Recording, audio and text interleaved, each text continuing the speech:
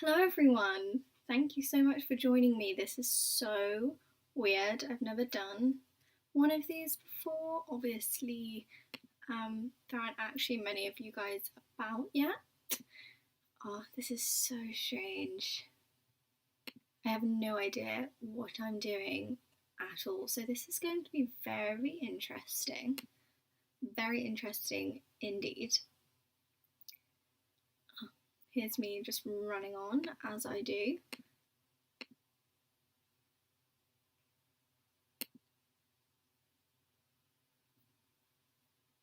Oh, there's a couple of people coming in. Thank you so much for joining me today. We're going to be doing a Q&A in theory, so I'm going to be answering your questions, any questions that you have about university, GCSEs, A-levels, who can say. It's just going to be a lot of fun, I hope. There's definitely something very awkward about live streams that I had never really clocked before. Yeah, this is going to be very interesting. Okay. How are you guys? Please write in the live chat bar beside me. It'd be great if I could have some questions to start answering. That'd be very helpful indeed. So if you are watching, go ahead and say something in the live chat. That would be really, really great. Yeah, I've never actually done a live stream before. So this is going to be an interesting experience. But like I said, thank you so much to the people who have just joined. I really appreciate it. Make sure to leave questions in the sidebar because we're going to be doing a Q&A this evening. I've just had my dinner. I've just had a spag bowl. I've had a very lazy few days because at the start of reading week I was very much doing my assignments, doing my essays and trying to get things done, but now I'm honestly chilling out so much. But I've just been made editor-in-chief of Pi TV, which is essentially the student media. Oh, hi Layla, thank you so much for saying hi. Nice to see you tonight. Thank you so much for joining me. I really appreciate it. And obviously that applies to everyone else who has joined me tonight as well. What was I saying? Oh yeah, I was basically saying that I've been super duper lazy the past couple of days, and yes, I've been made editor-in-chief of Pi TV, which is UCL's like student media, of their YouTube channel section. So that's so exciting, and obviously a lot's been coming in and a lot more work, and I am just trying to think, how am I going to balance my life now that everything's going on? Yeah, I really don't know, because I've got Pi TV going on, I've got my radio show on Rare FM, I'm writing a magazine. No, I'm not writing a magazine. I'm writing an article for a magazine for Pi Media, which has been a lot more stress than I initially thought, not gonna lie. Yeah, it was a lot more intense than I imagined. There's a lot more edits and like rounds of edits than I imagined, but it's like so much fun. But yes, I've got that going on in the background, but hopefully, fingers crossed, that's going to be done over the next few days. So that's then going to go into the background, hopefully. Have you been studying? That's quite a broad question. If you mean in life, yes, obviously. Today, honestly, no. Like I was saying, I've had such like a lazy few days. I've been editing a video that I'm super excited about that's going to come out on Tuesday. That was most of my day, but it doesn't really feel like today has happened. I woke up and I tried to make sugar-free meringues because I'm doing no sugar for November, which means it's been 2 weeks today that I haven't had any like sugary things.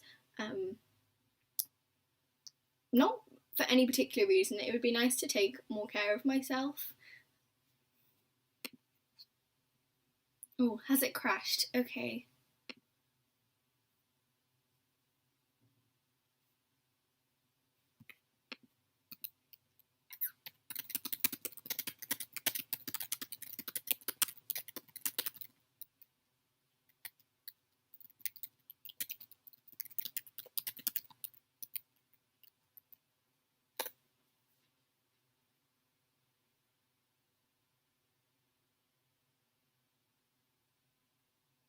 Are we still crashed? What's happening?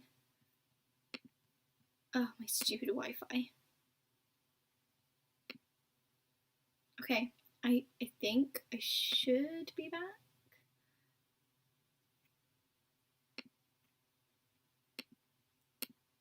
Ah, there were so many of you and I've lost you. So sad.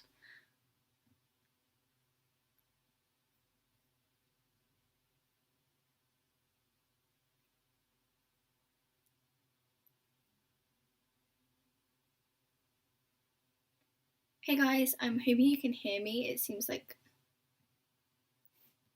I don't know how good the live stream is working right now. Please let me know if it's still crashing or if it's working right now. That'd be so helpful, because I really need to work out what I'm doing. I've never live streamed before, so perhaps it's something I'm doing. Who can say? But yeah, please just let me know. It would be really, really helpful.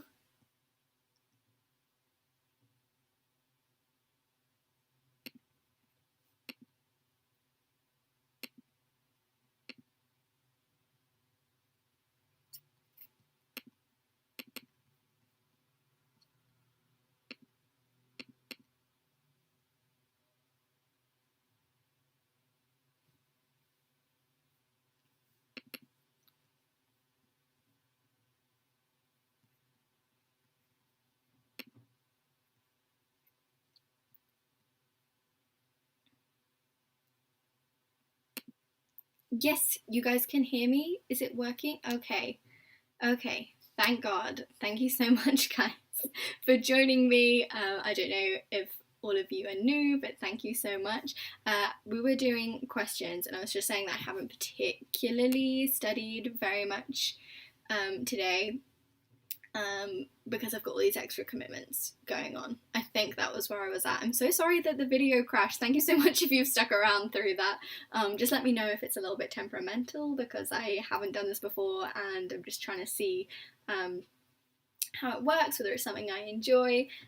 Please leave comments in the sidebar. That would be so helpful, so that I can get some questions from you guys.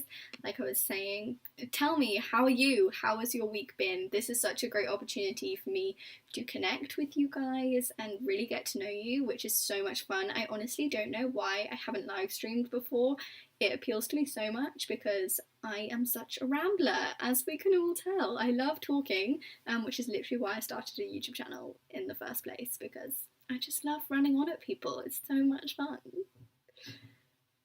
I really hope it's going okay. Like I said, thank you so much if you've joined me for this. Let's try and answer some questions, shall we? I've got some questions from my last Instagram Q&A that I never ended up answering, so I could go through that now, because why not? The first question is, what's your favourite holiday destination? That's such a good question. I have so many places that I want to go. I was supposed to do an interrail tour of Europe this year with my boyfriend.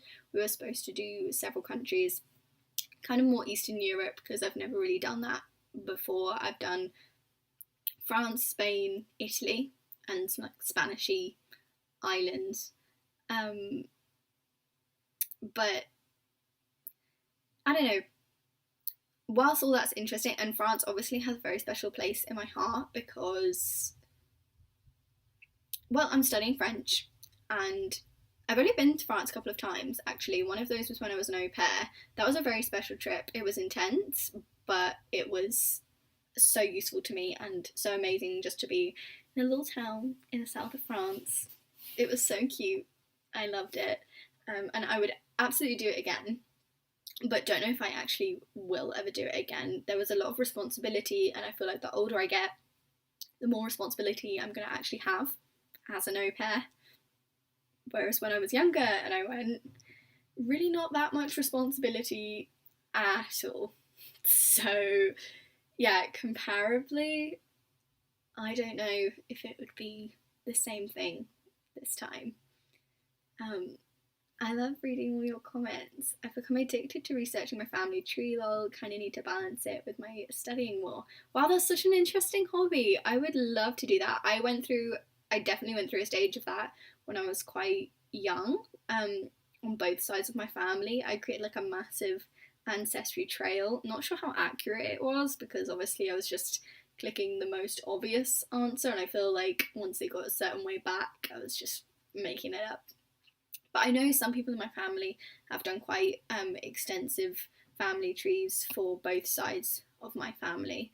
In fact, someone who is a very distant relation to me was a suffragist. So she was called Maud Royden, and she wasn't like a direct line or anything, but I'm related somehow. And I actually went to Parliament Square, where they have lots of different statues. Oh my god, my laptop's going to fall. Yeah, they have lots of different statues, and one of those is a suffragette, and on the bottom they have photos of, no, she's a suffragist. Oh, it must be Millicent Fawcett.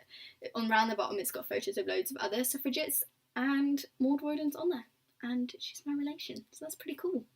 Yeah, that's literally my biggest claim to fame, but I think that's quite a cool one, to be related to someone who helped get us women the vote, which meant I could vote in the last election and can potentially vote for the rest of my life, which is very cool, you know, to be able to actually influence the world in some way, partially because of a relative of mine. So that is pretty cool, and it's quite exciting. I'm studying gender politics this year, on just one module. It's called Gender, Politics and Public Policy in Latin America. So it's specifically studying sort of like the global south. I'm very interested in feminism and, you know, just the kind of discussions about how useful feminism is. I'm definitely a feminist, but I've got a lot of varied views, and I'm very much open to controversial ideas and backlash against it. I think I would say I'm quite open to listening to both sides, which sounds like a very childish way of saying that, but I'm interested in both sides, basically. I'm very interested in why people think feminism is not a viable option, and why it definitely is, and where progress needs to be made. And yeah, it's something that's very interesting, and this course is definitely following through. I've had to do a presentation this week. In fact, I haven't actually had to do it yet, but I'm in a group project, and never sure how I feel about group projects. It's kind of a bit of hit and miss. Yeah, it's always a little bit of a risky one, because it could go well, and you could get on with everybody, and everyone could do all the work, or it's going to be me doing all the work every time. I'm sure everyone feels that way, to be honest, though.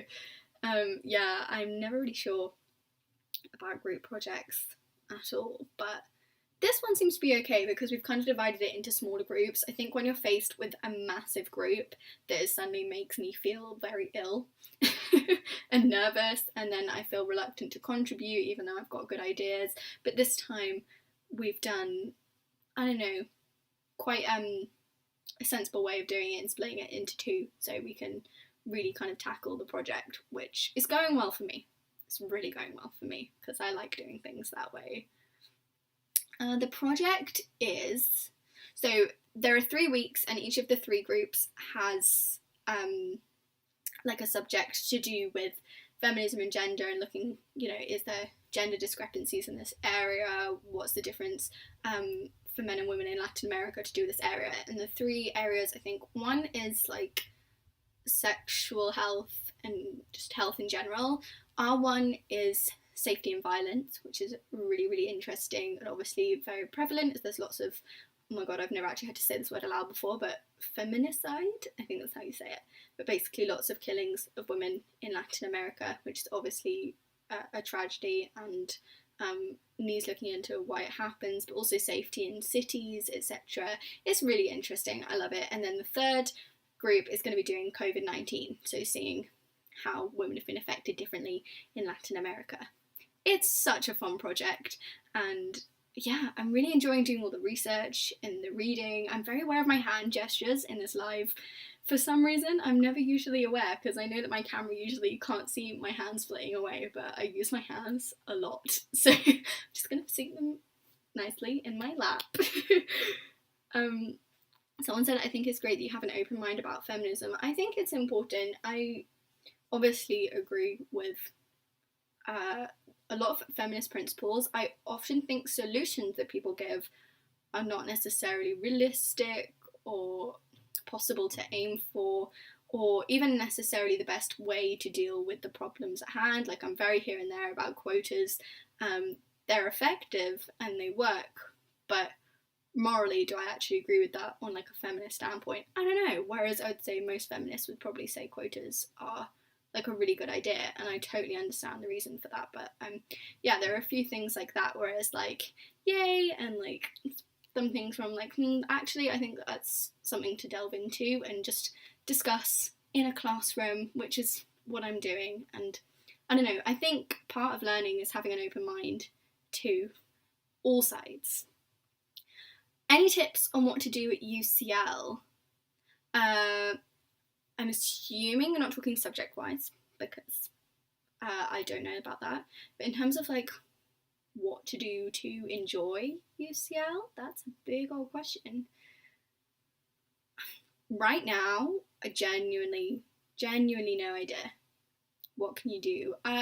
Use London. London is an amazing resource. There are so many parks here that I personally use. Last year I was obsessed with museums, still am. If I could go and visit museums right now, I would, and I'm so dying to go again. My favourite museum so far has been the Victoria and Albert. That was amazing. I absolutely loved the costumes and the clothes from like going through time. That's totally my jam, and I was obsessed. I think I could actually spend hours looking at the dresses, and in fact I've actually found like my dream wedding dress in there, which makes me sound crazy. I swear I'm not. It's just a Jane Austen dress, and I'm absolutely obsessed with it.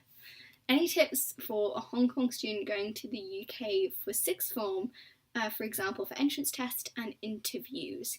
Yes, I would say think very much about the English system. I think a lot of international students very much come at it in like an American point of view, as in trying to enhance extracurriculars and stuff, but instead very much focus on your subject for interviews and personal statements, etc. Think very much about the subject you're doing and what you can do in order to boost your personal statement with supercurriculars, i.e. if you're going for maths, do maths contests, or write in maths journals, or start a blog, or things like that. Doing practical things related to your subject is where you're really going to blow away interviewees and things.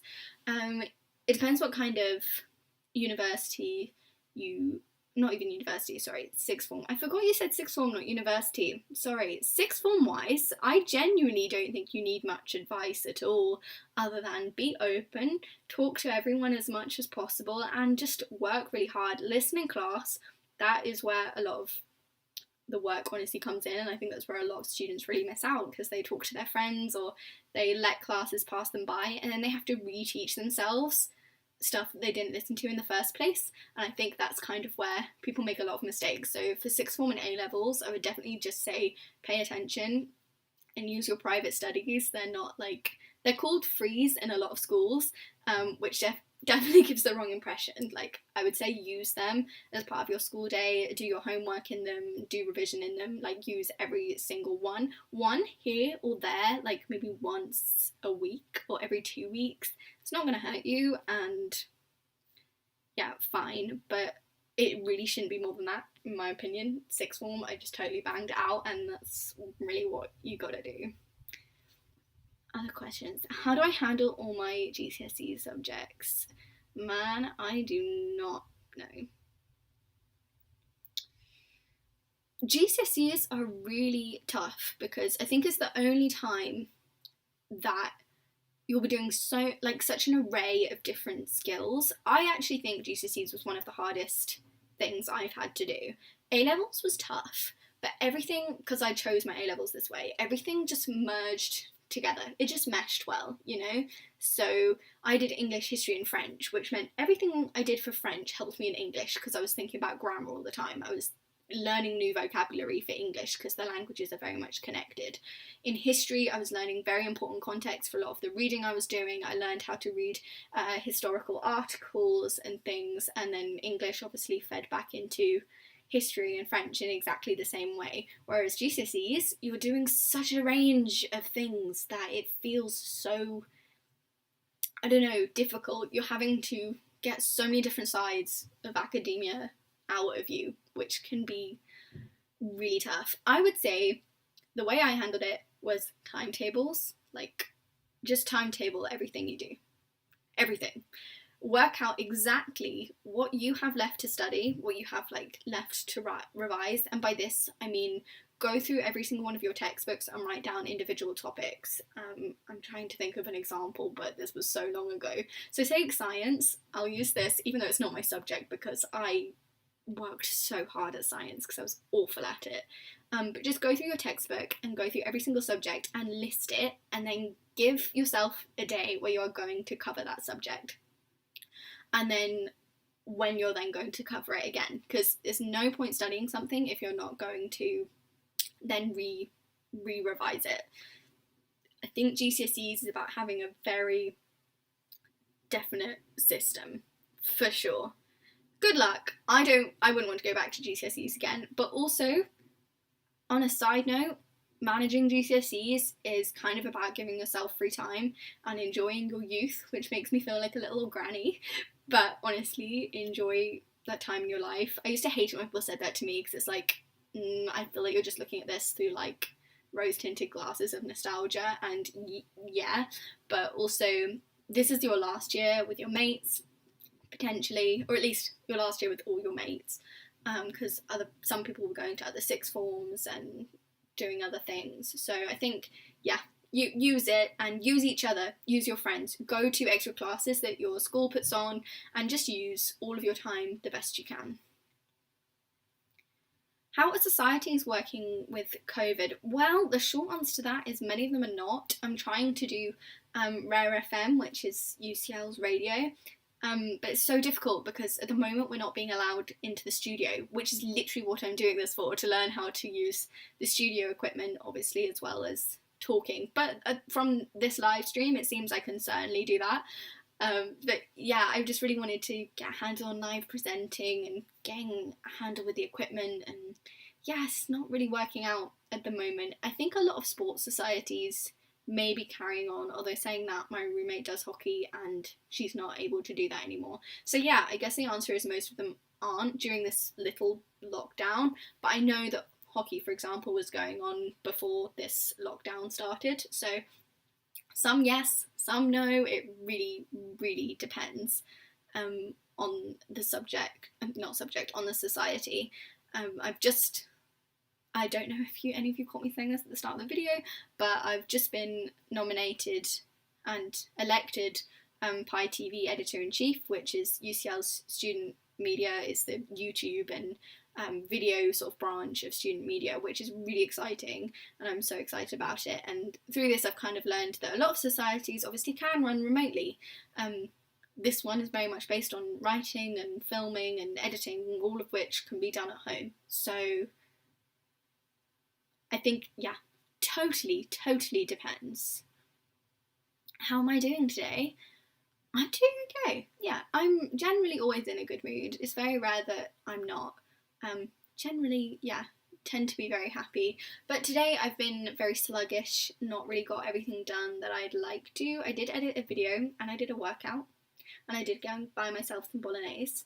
So that's kind of a productive day. No, it's not a productive day. I did research my year abroad a little bit, but I didn't do any schoolwork today. But it is a Saturday on reading week, so I'm gonna let that slide. But yeah, generally I'm very happy. It's been reading week, which should mean I've had a break, but I really haven't, which is why I've kind of given myself today. It's got to be done at some point. I've been working really hard the past few weeks, really into my schoolwork, but I think I just need to give myself a couple of days just to rest, because I've been working on weekends as well without any family or boyfriends coming to visit. So I say boyfriends like I have multiple. I have one. Just to clarify, just the one. What would you say should be the optimal ratio of academics versus extracurriculars? I really think that depends on the age. Oh yeah, you said that you're kind of doing GCSEs, so you're about to. At GCSEs, I didn't do.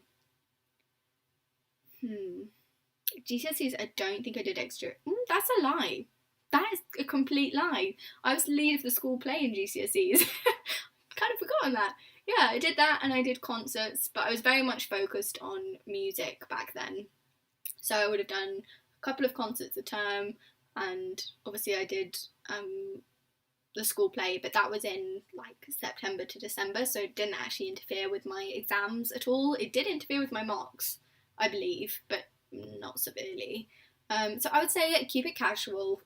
I would say the closer you get, I would say from March, you should really be considering your weekly commitments anyway. I think anything that is committed in that time, maybe a step back. But if it's things that you're doing for fun as a release, then yes, absolutely. But you don't need any pressure at all of anyone saying you have to do this, you made promises. You just don't need it, and you really need to step back from that. I would say same goes for A-levels. Extracurriculars during A-levels, did I have those? I had this. I had YouTube, obviously. I ran the student newspaper, which was very minimal effort.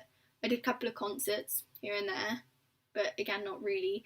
A-levels, I was 100% focused, like so focused, and my extracurricular time was any time I spent with friends or my boyfriend. That was very precious, and I really needed it.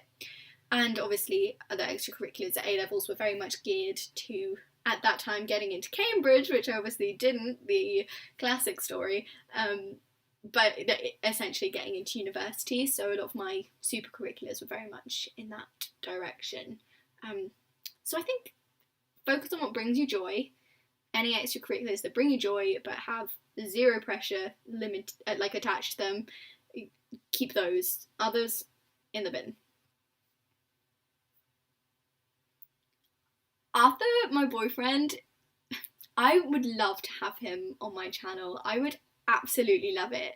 I think I nearly said he's camera shy. He's not shy at all. It's just that he doesn't particularly like social media. Like his Instagram has like 2 photos on, and I think he'd find the whole process a little bit embarrassing and just a little bit uncomfortable. But I have been desperately trying to get him on my channel. I really want to do a video where he does we download Tinder and he pretends to be me. I think that would be so much fun. But we'll see. Maybe I'll get him to do it. Maybe he will continue to say no. I would love to have him on though. And he's more tempted to come on when I show him inappropriate comments that I get from certain people, certain strangers. When he sees those, he's like, right, that's it, I'm coming on your channel. I'm like, yeah, this is the way to do it. Jealousy. Have you been watching Bake Off? Oh, I don't know. No, I haven't been watching I haven't been watching Bake Off, but I used to love Bake Off. I don't know, I'm not very good at shows and films that run off nostalgia, which I kind of feel Bake Off does at the moment. Like, there's nothing new from it. I feel like the comedy I don't vibe with. I never vibe with the presenters very much on Bake Off. It's all just a little bit fake, just a little bit too much fake British, which potentially me, I don't know, but but one thing I do like watching Bake Off with my mum or like with friends, but it's not something that I think I'd watch on my own particularly, especially this month because I'm doing no sugar November, and if I watched Bake Off through that, I would cave. I would absolutely cave. It's going really well though. I'm doing lots of workouts. I feel really fit. I actually feel like my body is seeing a difference, which is insane because it's been 2 weeks, which means I'm definitely projecting that, but it's fine. I'm definitely less spotty. I had like a real breakout a few weeks ago, but I feel like that's clearing up now that I'm kind of cut most sugar out of my life. That's obviously not including fruit and stuff, but how did I get onto my spots? Honestly, oh my god. Please don't be taken down or feel sad from any hate. Honestly, I don't. I have been dealing with some level of hate for a very, very long time. I think the period of being 12 to 13, that was particularly rough for me, but it definitely toughened me up. I started my first channel around that age, and yeah, it was just really rough. I had a group of I've talked about this on my channel before, but there was a group of boys who actually came to my house and like hurled abuse at me through my window when I was in a onesie, because it was like 2014 and that was a thing back then.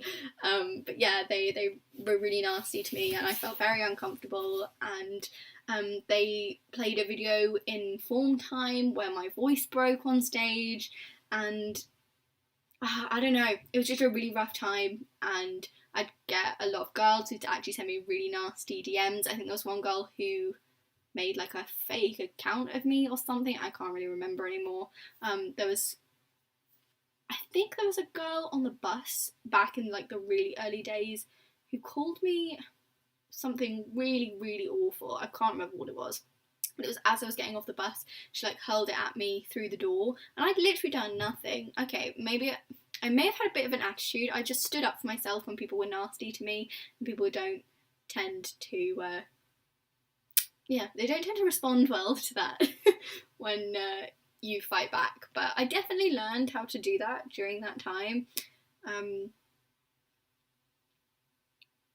So little fly comments on my YouTube, literally could not care less.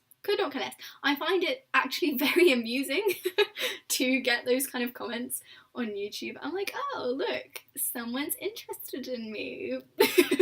Probably a bad way of thinking, but also so often those kind of comments that you get are not about you. They are never about you. They're just some lonely person on the internet who wants a bit of drama that day, and they usually just happen to find me and write something that's just so irrelevant and just nasty for the sake of being nasty, but usually not actually related to me as a person at all. They're so ignorable, and I think people really overestimate how harmful those kind of comments are. Yeah, to me, I don't care. Ooh, I know you're a fan of Taylor Swift. Oh my god, I love that that has actually come across in my videos, because I swear I don't talk about her that much, but I am a huge fan. Oh, she's right here. Maybe that is why that comment came up. Yeah, there she is. No, I've been obsessed with Taylor Swift since I was about 9. Yeah, it's been 10 years this year. I kind of came in during the Speak Now era, for those of you who are in the know. And oh yeah, I've been obsessed, but I try not to talk about it because I was the Taylor Swift girl for a long time at my, like, throughout high school, and I've tried to let that live in the past. I do my best. But I still can't help it. I still sing Taylor Swift all the time, and my flatmates have got to know very quickly that I'm a big fan of Taylor Swift. But no, I actually haven't listened to Lorde that much. I keep seeing that recommendation. I need to do it. I'm a big music fan, but I'm very picky about my music. Like, very picky. It takes a lot for a song to actually really grab me and be a song that I listen to like 10 times or something, or 20 times, which is when I really love something, and that happens maybe like 2-3 times a year. I think the last artist that I really got like that with was Sigrid, who I actually saw live at Latitude last year. It was awesome. I was on Arthur, my boyfriend's shoulders, so I could see her, and I think he nearly died because I was quite heavy to be on someone's shoulders for 3 songs, but it was fine. He survived, and it was so worth it. She was so amazing. So she was the last artist that I really fell in love with, I would say. Also, Gabrielle Aplin is a big one for me. Oh, I've got a scary YouTube notification. I'm really hoping that this video is going smoothly and everything. If it's not, I'm so sorry. It's the first time I've live streamed and I haven't got a clue what I'm doing. Thank you so much for saying the video of me reacting to those comments was really good. Thank you. I'm glad you guys enjoyed that. I wonder how many people saw that video, because I really enjoyed making it. That was actually really fun. I'm thinking about doing something quite similar soon, actually, where I actually DM all those spammy companies on Instagram who say, like, DM us and be an ambassador and we'll give you free stuff, because let me tell you, I actually have fallen for that a couple of times. It's never free. Never ever free, and they tell you that it's product worth like £100 and you get it, and like for me, the product literally broke as I opened the box for one of these companies, and I just think it'd be so interesting to do that for a video, to respond to those horrific companies. I think it would be great fun. Also, MLMs drive me up the wall. For those of you who don't know, which I'm sure most of you do, but it's multi-level marketing, and I've actually done a video on this last year, but they basically are very, very exploitative. They tend to target women, and they can really break apart relationships, but they tend to go for school leavers, and which means it's affecting a lot of you guys, and it really bothers me. Bloody hate MLMs, and I would love to do a video where I just talk to MLMs for a while and tell them what is up. And obviously the people who are working for MLMs, it's not their fault, because they're obviously involved in this horrific cycle that is multi-level marketing, so it's not necessarily their fault, because they're just trying to make their money back for the starter kit. They were sold by someone who's just trying to make the money back for their starter kit, and so on. But as you can see, it then creates like a really weird working dynamic between you and people you're close to, because the only way to find people to work under you is through your friends. Drives me up the wall, and I would love to just talk to some people who work in MLMs. I think it'd be so much fun. And I imagine a lot of girls try and do, not even just girls, but it is mostly women who are involved in MLMs.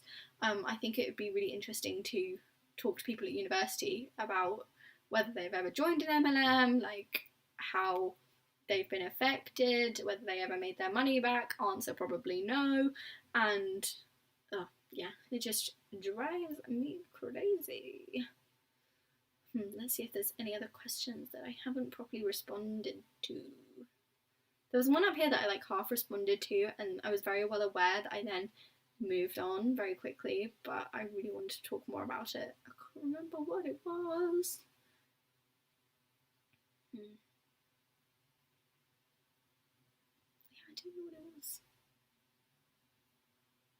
Anyway, if you have any more questions about like GCSEs, A-levels, university, please let me know. I'm gonna be here. I don't know how long I'm doing this for. Oh my god, my laptop's about to run out. Oh, I should probably charge my laptop, because that would be bad. I was halfway through live streaming and then just got cut off. What's your favourite text that you studied in Comp Lit? Oh, that is a question. Thank you. Oh my god, now I have to think of Sappho. Without a doubt. I discovered Sappho through Comp Lit, and it's probably the most basic answer, but here we go. Sappho. It wasn't this text we studied, if not Winter, but this is a very nice, easy way of reading Sappho in comparison. She's basically the first female poet in Western society. She's an ancient Greek poet, and she wrote songs, and she was a lesbian, very literally, in the sense that she came from Lesbos, but also a lot of her writing is about women, and studies very much say that she is a queer hero. I'm absolutely obsessed with Sappho, and it shocks me that a lot of people haven't ever read her, because I haven't. I think it's shocking that we all know who Plato is and Aristotle and, you know, all the greats, but Sappho is left off the list. I feel like a lot of feminism has come out of this video. I really need to tone it down.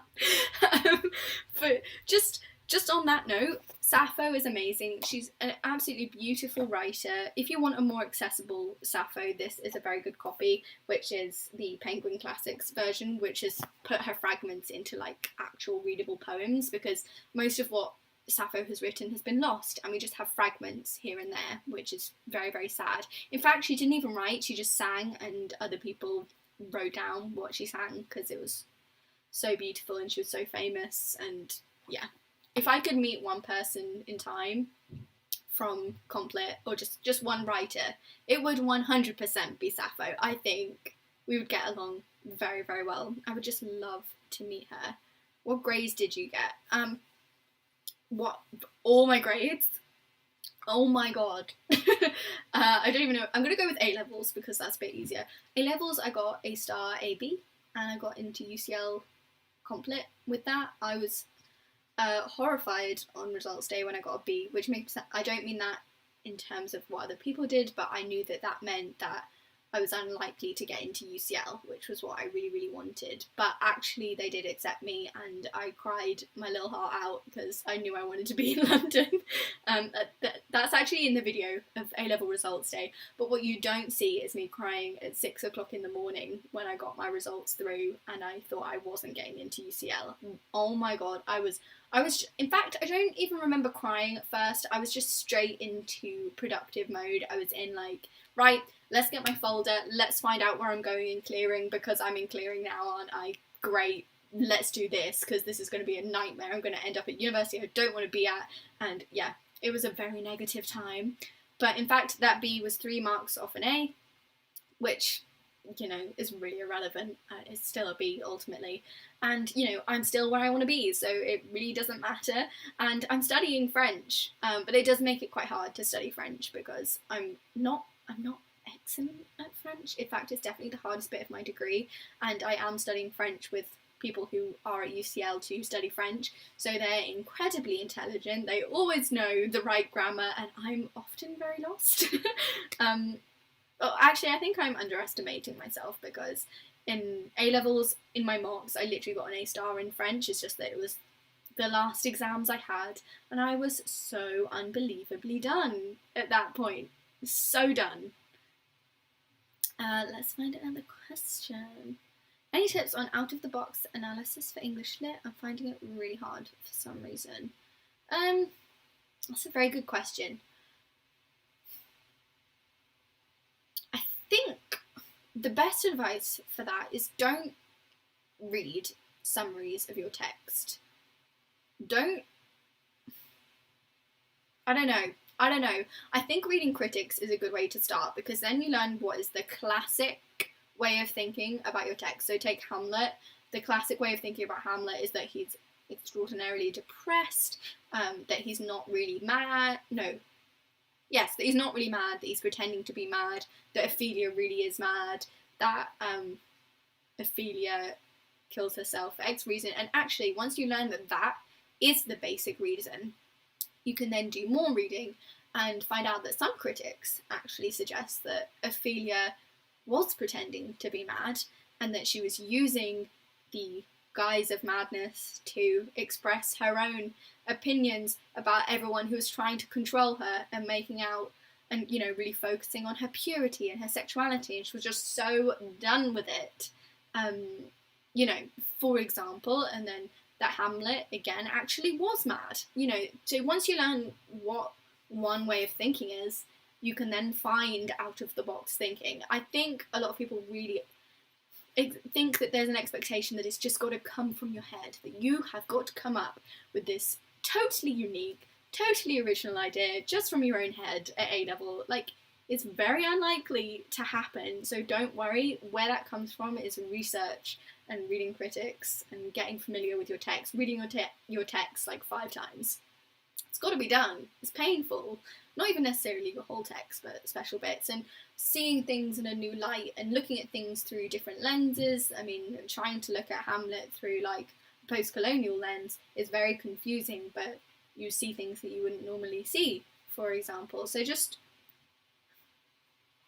seeing things in a way that is not the normal way, but to do that you have to know what the normal way is. That was so long-winded. I really hope that helped. Next question. What are your thoughts on the Mary Wollstonecraft statue? I'm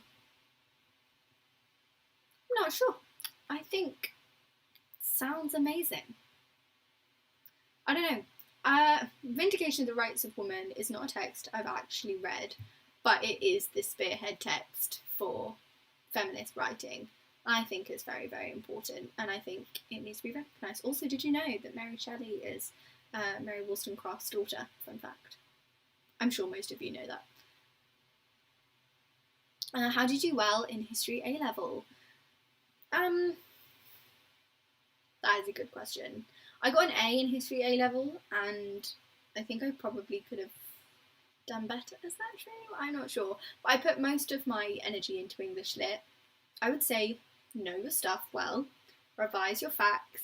And I think same thing. I think what I really lacked in history, which would have boosted me to that A-star, was other critics' opinions and an understanding of historical discourse. I think that would have set me apart in a way that I didn't have, because I put all of that energy into English Lit, which I'm grateful for because that is my degree and it gave me a very good basis. So I would say just know your stuff, like just revise your content, but also practice essays, really get a handle on that structure of like, this is a point and this is me developing that point and this is my thesis. Get used to coming up with theses. What is the plural of thesis? I think getting used to that, very, very, very, very important.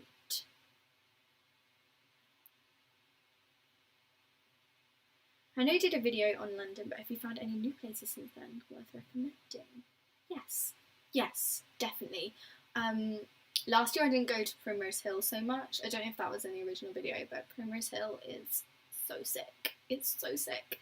Just, I mean, the hill itself, but also the area, Primrose Hill, just looking at all the colourful houses is so beautiful. This year I've really come to know Camden very well. Walking along the canal, knowing the market. I don't know if I've necessarily got anywhere new because finding new places is really tough right now. Obviously, I said a little bit earlier in this video, but the Victoria and Albert Museum blew me away. It absolutely blew me away, and that's one of the only places I've been this year. Where else have I been? I'm sure I've been to other places. I'm going to look at my Instagram to actually see what else I've done. Yeah, I still haven't been to the Globe, which is really sad because I wanted to. Oh, Daunt Books. I went to Daunt Books for the first time. That was beautiful. It did live up to the hype. That was very nice. I've done a lot more bookshops actually. There's a bookshop that I like in Camden Market called Black Girl Books, and the books are like really reasonably priced. And that's really nice. Regent's Park is basically my home now. I live like a 5-10 minute walk away from Regent's Park, if that, and I walk it almost every other morning, or a part of it, and I'm constantly discovering it. There's one route that you can take where you go past the monkeys in London Zoo, which is really cool. And same if you go down the river, you can go past London Zoo and see some of the like African dogs, which they're so cute, they're so fluffy. But I've got a feeling they wouldn't like being cuddled, but I would like to cuddle them if they'd take me. But yeah. What else? Yeah, I guess in terms of like London-wide stuff, haven't seen that much this year. I really wanted to go and do the Canary Wharf lights again this year because I did that last year with my mates, who I'm still friends with. They're still like my friendship group. It would have been really nice to redo that, but it's obviously not going to happen now. So, here's my sadness. I feel like there's hundreds more, like hundreds. Like I say, I've come to know Camden really well. I live on the high street, so I've got to know some of the more local restaurants and takeaway places. I'm trying not to eat takeaway very much because I don't have a lot of money right now. I always find first term really rough. I feel like there are more weeks than we are allotted for a loan. I don't know if that sentence made any sense, but the loan basically doesn't seem to go as far in the first term, which is really, really hard. So just slightly short on the cash right now for kind of shopping and stuff. I love the charity shops down my street. So yeah, Camden High Street is like really good for charity shopping, and you can find some really nice clothes in there if you feel like it. And yeah, I think that's it. Like, I swear I've done more, but I would say my greatest find this year has been the V&A. That has been 100% my favourite thing I've done so far. One thing I 100% was not impressed by was the Sherlock Holmes Museum. It was just creepy, overpriced. I spent the half an hour I was in there incredibly just depressed that I'd spent that much money. I actually got my boyfriend to spend that much money on us going there. It's full of like creepy wax dolls, and it's like made out like a museum, but everything in there is fake. It's just yeah, seriously, I do not recommend What's your morning routine? Okay, so my morning routine at the moment, I wake up about 7:30. I'm an early riser, as is my roommate Melissa, but my roommate Emma is definitely not. So I tend to wake up at 7:30, and it depends how I'm feeling. I try to grab a piece of fruit. Hopefully I'll be in my sort of walking gear, which is just my workout gear, and then grab a piece of fruit and then go on an hour's walk until 8:30, 9. When I come back, make breakfast at about 9, and then yeah, I come back and then I will literally start on my work. That is it. That is my morning routine. And obviously somewhere in there, if it's a washing hair day, I'll then wash my hair and get ready properly. If it's not a washing hair day, I tend to not particularly get ready. I stay makeup off and usually stay in my workout gear, which is probably bad. But so like every other day I'll have a dress up day, and then in the days in between I have a lazy day. So it really depends on whether it's a hair wash day or not. But yeah, I'll literally then sit at my desk and start working. My desk is over there somewhere, and if not, I'll try. Like, I do like sitting in the kitchen to study. I really like having my roommates around me when we're all studying together. That is when I'm 100% most motivated and get the most work done. Which is not to say from 9 to 5 I'll then completely study, but in the weekday I often do actually just study completely. Sort of during that time with then breaks for lunch. I like to cook food a lot. I find it so relaxing. If I decide I'm going to cook dinner, I will end at dinner time, I'll end my work and I will spend as long as I like cooking dinner. I always try to never rush my cooking process because I find it really fun to try out different spices and try out different like vegetables and just see how it's working and be really 100% concentrated on it. I know you asked for a morning routine and I seem to be giving you a day routine, but I think it all applies. And so yes, that's my morning routine. Basically, I get up. I try and drink water in the morning, but I'm very bad at it. But breakfast, absolutely. And my favourite breakfast is bagels. I didn't have a bagel until I was like 16, 17, maybe. Oh my god. And changed my life. Changed my life. I only really started eating bagels regularly this year, but I realised that they're low in fat, which seems impossible because they're so yummy. They're so good. And they are very much a staple of my morning routine. 100%. Bagels, that is what you need to take away from this live stream. I do A-level French and I'm really struggling. Any tips? Honestly, French is the bit I'm struggling with most in my degree. It's so rough. French is so hard. It's really, really, really hard. I would say once you've got the grammar down, learning vocabulary and applying it everywhere is going to be much easier. I would say your focus needs to be grammar because then the speaking's easier, the writing's easier. Like mistakes is where I go wrong. Just little mistakes, as teachers say, but they're not little mistakes. They're big mistakes. It's very nice of teachers to say little mistakes. They're not. They're big mistakes, and I don't know that I'm doing it. So I would say that's what I need to get straightened out. What did I even do in A-level French? I actually don't know. What I did. I would say watch films. Find out if your school has like a database of language-related films. It's likely, well, it's not likely. They could possibly do. I don't even think my boarding school had one actually. Well, okay, that was bad advice. Look on Netflix. There are so many things that you can watch on Netflix in French, and this is what I'm trying to get used to at the moment, actually, trying to watch things in French. There's so many things that I watch that are done in French that I should actually just watch in French, especially during the day. If I'm watching it in night time, like before I go to sleep, I will let myself off because your brain can't be working all the time. But I would say watching things in French is going to be really beneficial to your listening skills and your speaking skills both together. So that is a definite yes. What else? Like I say, I struggled with French. I often, I think, let myself see French as an easy subject, an easy pass, because the classes were quite easy.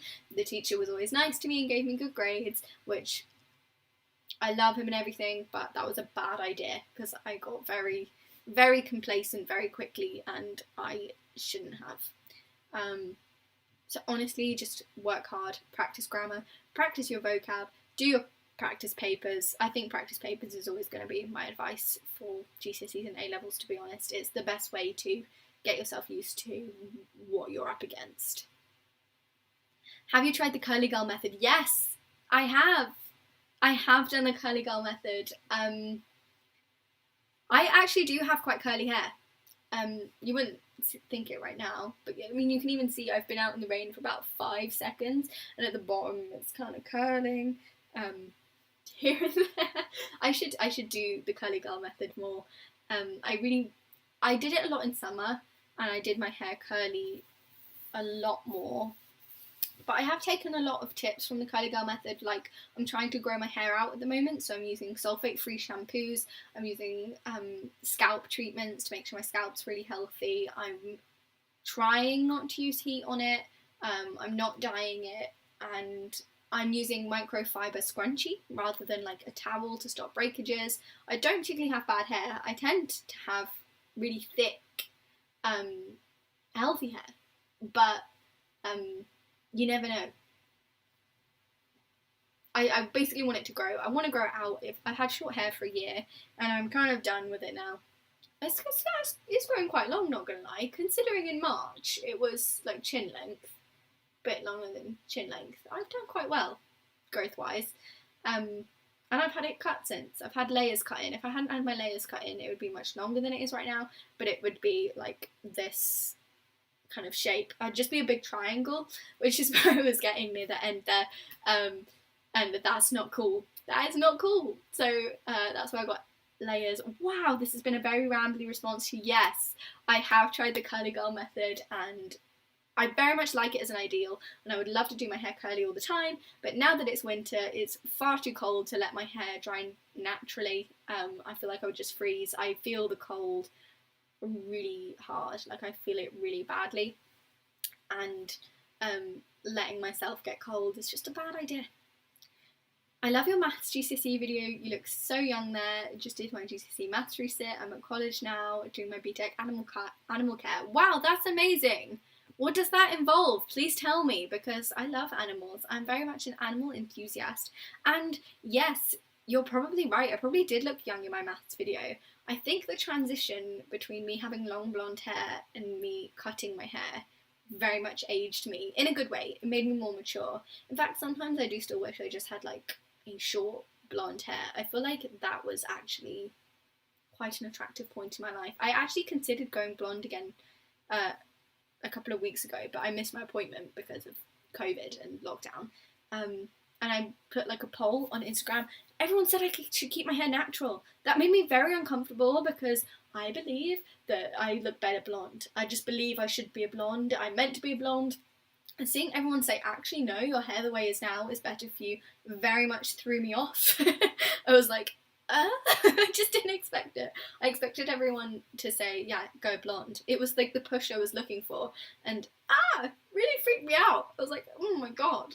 So, I'm sorry, how does this respond? This is not a response at all. No, you said I look young in my GCSE maths. Yes, that was when I had long blonde hair and I was doing my A-levels. And perhaps I have aged a lot in the past year. I'm not sure.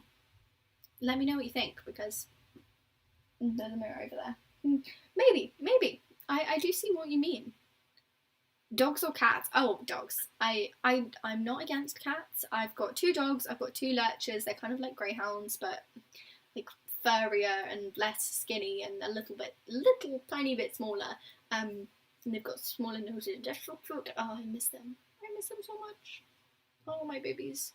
Yes, I'm a dog person, and I seem to attract dogs. Like a few weeks ago when it was still sunny, I was doing yoga in Regent's Park, which sounds so idyllic, and it really was.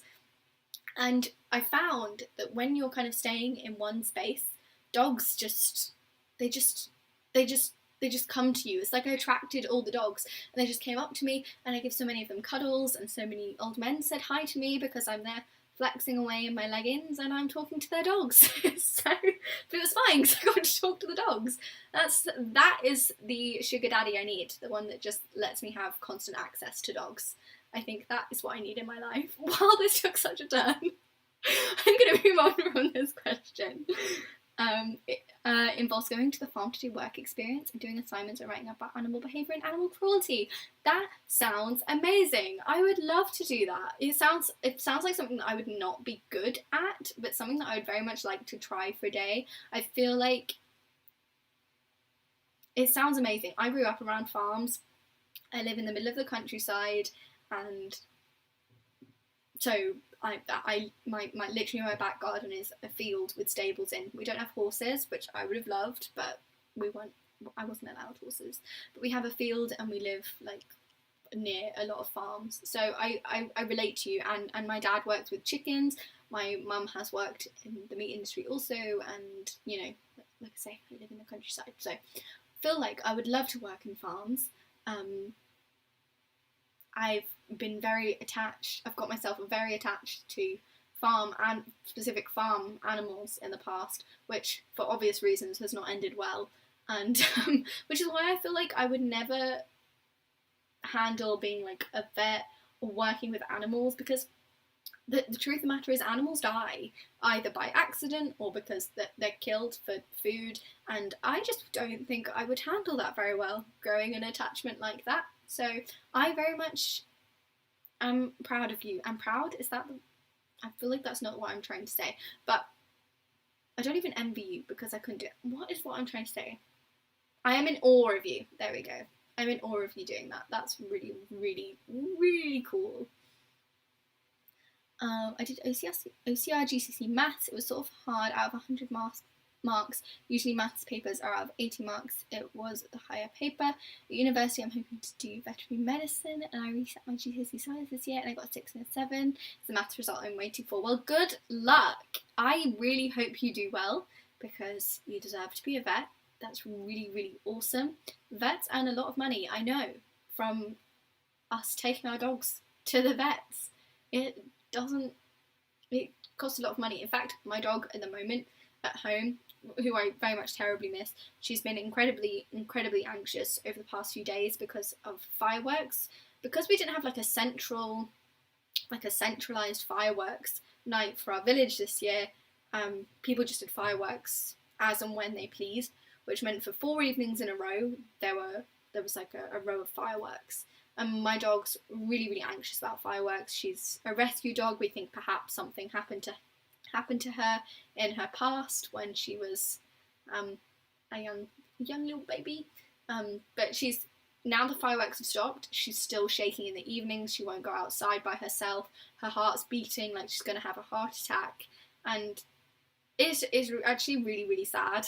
And I don't think people think it through how much it can affect dogs. But my mum had to take her to the vets, and they said that she should get a calming collar, to which I was very sceptical, because it's full of like lots of different scents, like lavender and various other things, and I was like, really?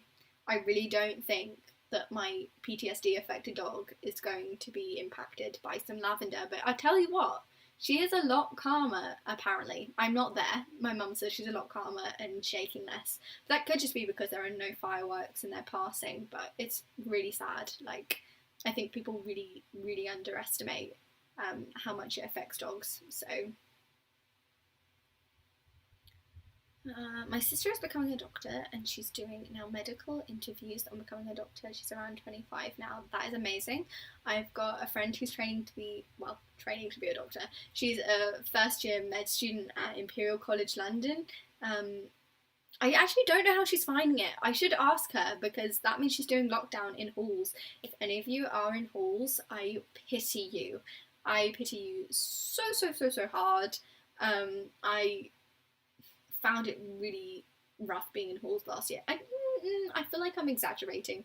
I didn't find it really rough being in halls. I was fine. I was absolutely fine, but I found it quite hard to connect to people, and it was quite isolating, where I feel so much more like connected to London and to my roommates living in this house. Also, so much of the house is mine, and I'm not scared going into the kitchen on my own to cook and scared I'll find like a mass of people there that I don't know because it's my kitchen.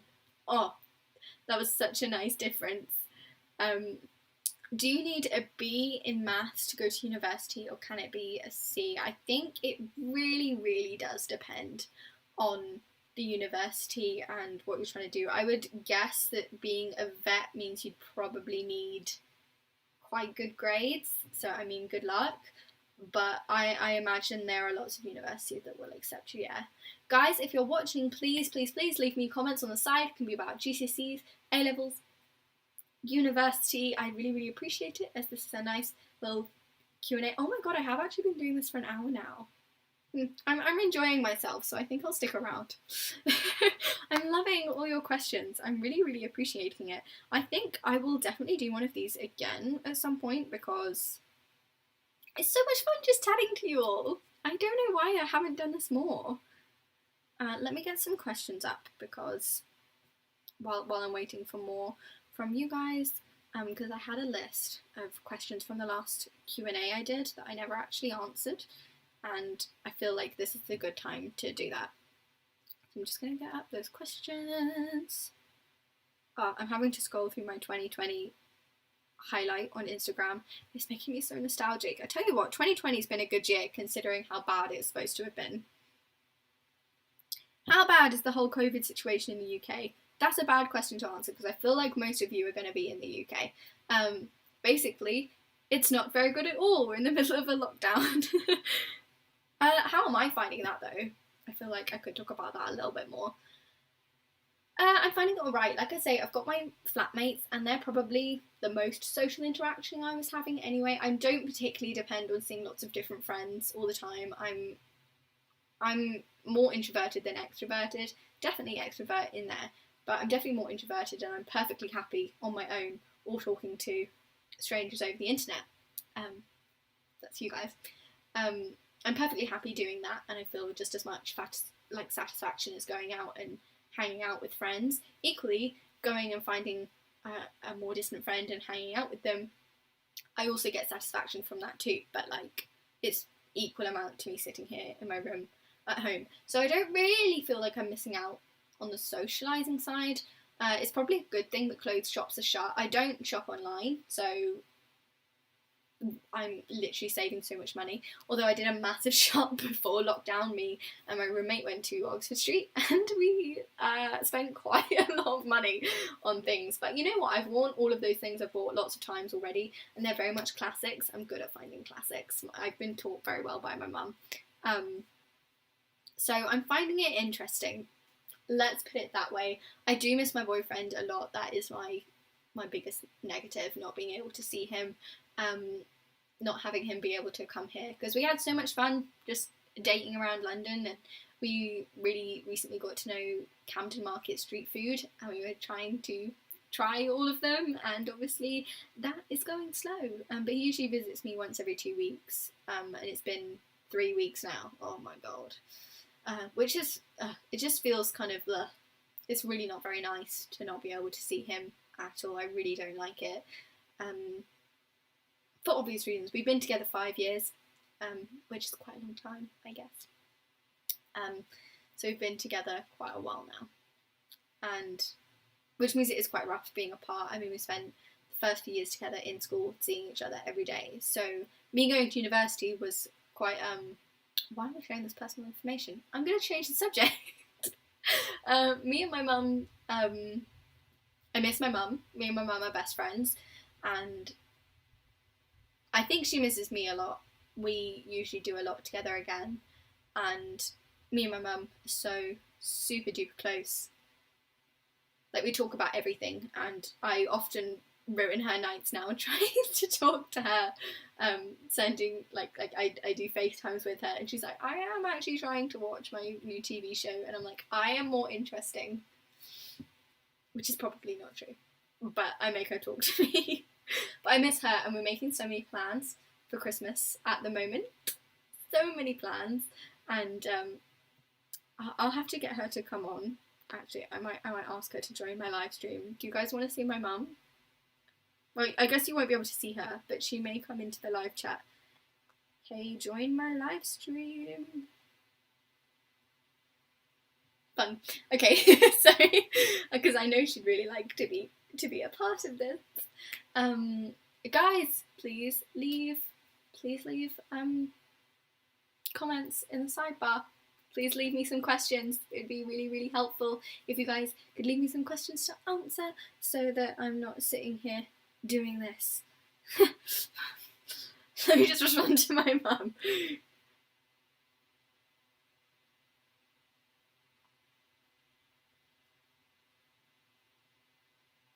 Okay, I'm back. Yes, please leave me some questions. I was in the middle of answering some questions, actually, wasn't I? If my degree is high, can I make it cheaper the cost of college? I'm assuming that what that means is if you do well in your degree, is the price of halls reduced? At UCL, no. I think the only place that applies in the UK is Oxford and Cambridge, where the better you do, the more likely you are to get the bigger and more expensive rooms, because they do it on a ballot system. UCL and most university halls they're part of the university, but they're much more separate, and yeah, they really don't depend on your grades. And because as well, at like Oxford and Cambridge, your halls are your colleges, and it's literally where you study. It's all very, very intertwined. Whereas at most universities, your accommodation is literally that. It's where you live, and it's a business ultimately. And it's the business of accommodation really doesn't care how good your grades are at all. So I'm responding to my mum again. My mum doesn't know how to join. I just saw a comment which said, your mum's so fun in the videos I've seen. She is so fun. She is so cute. Me and my mum have so much fun. It's like, it is sometimes like we swap bodies. She is much more of a teenager than I am. I feel like, well, I know that when she was a teenager, she had so much more fun than I do, just because she's a much more fun person than me. So, I should do more videos with my mum. I would absolutely love that. Oh my god, okay, I had a thought before I went to sleep about a video I could do with my mum. Oh, I wonder what that was. So that's so annoying. Does anyone else have that, where you go to sleep and you have like a really good idea, and then you wake up in the morning knowing you had a good idea, but you can't remember what the good idea is? It is like a kick in the teeth from yourself. No question, but I'm applying to English, including UCL this year. I applied like 6 weeks ago and I've heard nothing from them though. I think it took me a long time to hear back from UCL. In fact, I think no, Durham was the last one I heard back from. UCL was, I don't know when I heard back from. Oh yes, I do. Yes, I do, because it was the same week I got rejected from Cambridge. I got rejected from Cambridge. My heart broke. I was an absolute mess. I was grieving really, really hard. And then that same week, I think it was literally the next day or a couple of days later, I was then told that UCL had rejected me for English literature, but that there was this other course called Comparative Literature that they thought I'd be a good fit for, as I do French, and that I should apply and go for it. And so I did, because I knew that UCL was important and I really wanted to go to a prestigious school. Not that Exeter and York aren't, which were my other options, but I think once I got rejected from Cambridge, I realised that I didn't want to be in the countryside. I wanted to do something different to what I'd always done. And the appeal of Cambridge had always been that it's close, it's a good location for seeing my family and my boyfriend, and obviously the academic prestige, don't get me wrong, but part of it was very much practical. I thought it was the only option where I was going to be happy.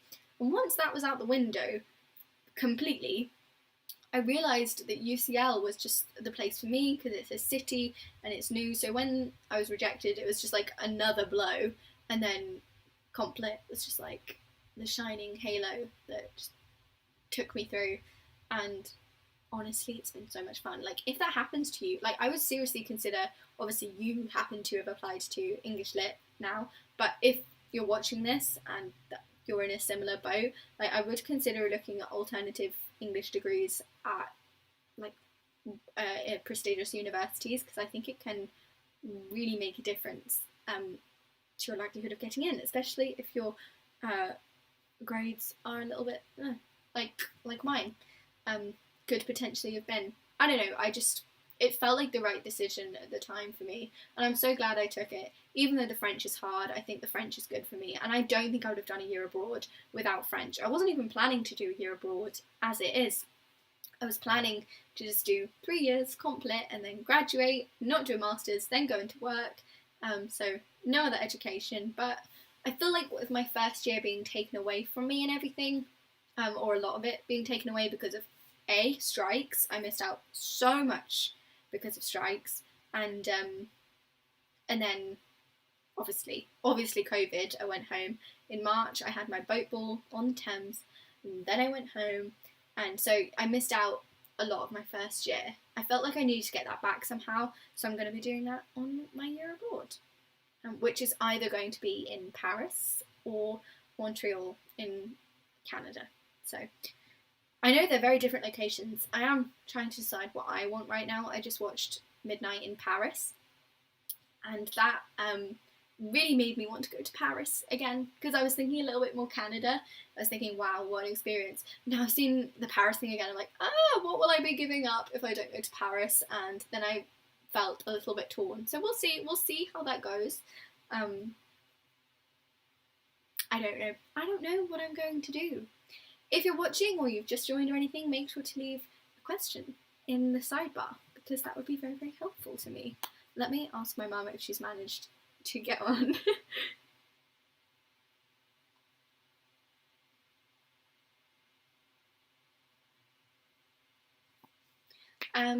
Right, let me answer another question that I have from the Q&A a few weeks ago. How remote are classes in UCL? Obviously, normally not remote at all. Normally you're very much there. My degree is completely remote, which I am kind of loving. I really, really am enjoying being remote, because I just get to open my laptop, I do the class without awkward interactions between strangers I don't know, and then finish the class, and then you carry on about your day. Oh my god, my mum joined! Hey! My mum is Angie's Vlogs. If you guys want to chat, no doubt she'll try and embarrass me. Please don't.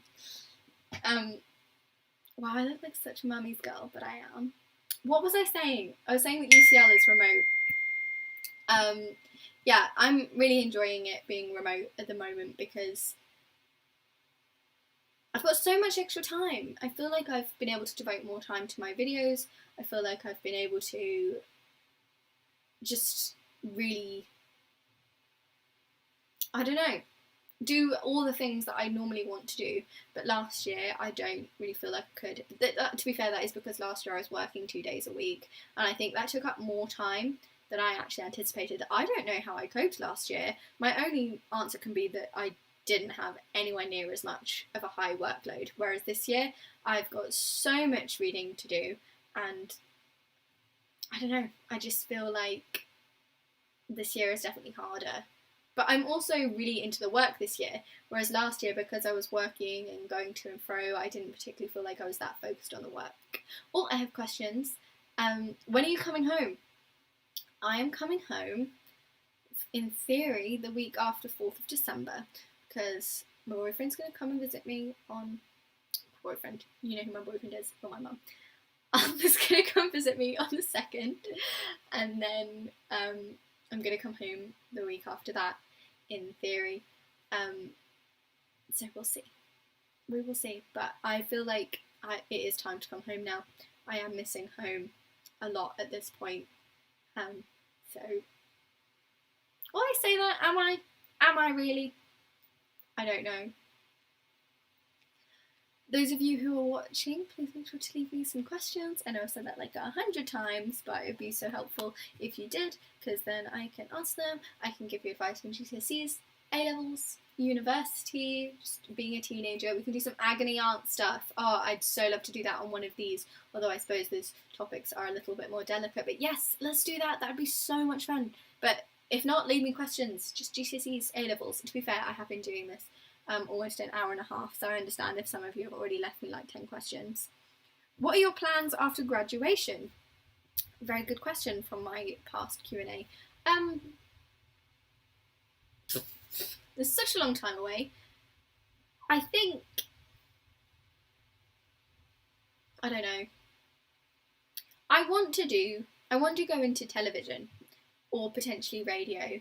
I would love to be a presenter because, as you can all tell, I love running on, I love talking, and I don't know, I quite enjoy having an audience of some kind, so I feel like presenting is a definite route for me. I'd really, really enjoy it. Like, I'd love to be Stacey Dooley. I just started watching Ellie Flynn's new documentary on BBC iPlayer, Is This Coercive Control? Fascinating, really, really enjoying it. Should definitely be watched by everyone. I feel like a lot of people actually don't know the lines of what is legal and what is not, and basically how you can actually legally treat somebody. It's fascinating to see like all the responses in the documentary to the prompt video. Is university actually worth it? But that depends, my friend. I think it depends on what you want to do at university and what you want to get out of university. If you want to go to university for, I don't know, I think whatever you're going in for, you can get out of it. That really depends. For me, yes, university is absolutely 100% worth it. I love the studying, which is what I came for. I literally came because I enjoy studying. It was so important to me to be able to study. Oh, there's Chelsea Angeles. Hello. Oh, so cool. Yes. What was I saying? I actually don't know what I was saying. Oh well, I'll move on to the next. Oh, is university worth it? Yes. Also for socialising, definitely worth it. But I think you get out of it what you put in. In terms of, is the qualification worth hard work that you're really not committed to and you're really not going to enjoy? No. Get a job. Experience is so valuable to so many employers. Obviously, if you need a qualification, if you need a degree for a certain job, say to be a vet, like we were talking about earlier, or to be a doctor, then yes. Go, do.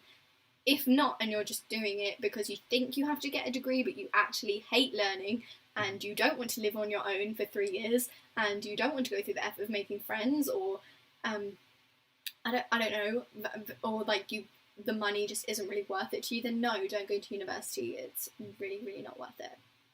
Any tips for applying for jobs not necessarily related to future careers? Yes.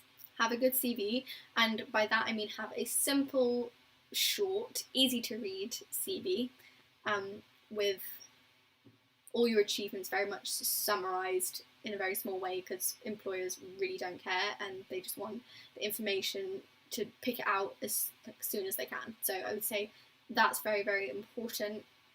Extracurriculars are, if you don't have any work experience, extracurriculars are a really great way to get that experience, like those skills across. So don't undervalue the extra things you do because they mean something, and they're well worth listing. So I would say that's very important. Like practice, go on interviews for jobs that you could want but you're not desperate about. Like I would say apply for like last year when I was looking for a job to do alongside university, I applied for anything and anything from working in Lidl's to like working as a kitchen assistant to working as a store assistant in Harrods, which I actually got an interview for. That was very fun. To the job I did get, which was a social media intern at a fashion company, which is the perfect job for me, and I adored it. But I think I went on so many different interviews. Some of them for like actual like social media jobs that seriously would not have been viable. But it meant I met some like scary people, and I went and did some scary interviews, and I went on the tube by myself to some bits of London I'd never been to, and I felt more independent. And I think practice is an enormous part of that. And then the more you do that, the more you can walk into your interview with your head held high, without the shy demeanour of a teenager, and you can come across like you know what you're doing. You already have answers to questions because you've answered them 3 times before, and you know where you're going with what you're saying. So I would say that is my best advice. Just practice, and don't be embarrassed of having family members or friends read your cover letters or CVs, and also don't like take shortcuts. I think if you want a job, write out a cover letter specifically for that job where you note things about that company that you like, and don't say sir or madam. This is something I've learned very recently. Learn the person who is like the HR recruiter or like the person who posted the ad, and use that name because it shows that you're actually paying attention. You're more likely to get to interview that way anyway. My teachers are predicting BCC, but I know I'm capable of BBC. Is there any way that you could recommend improving within 11 days? They won't send my application off as my course grades are higher. I really think that depends on your subject. That's really hard when you know that you're better than what your teachers say. That is so tough. And I'm never really sure how I feel about predicted grades and target grades for this reason, because people can be really held back. But I think universities are, if you demonstrate in your personal statement how passionate you are about your degree and about your subject that you want to do, I think that will matter more than the grades that come across. And I think they're likely to give you a place if you have like a banging personal statement, and I think that is something to really bear in mind. Also, grades just really aren't the be all and end all.